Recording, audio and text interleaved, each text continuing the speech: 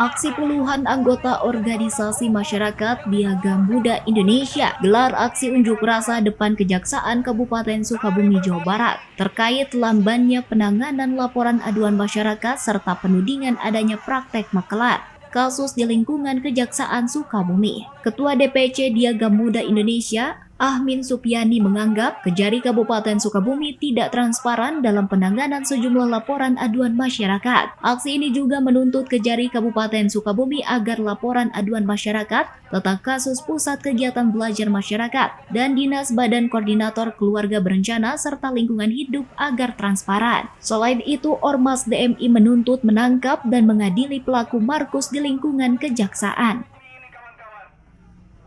Dengan beberapa kasus yang memang sudah kami sampaikan, salah satu di antaranya adalah dugaan praktek pungli yang ada di lingkungan sekolah. Ada beberapa sekolah yang kami laporkan juga kepada Kejaksaan Negeri Sukabumi.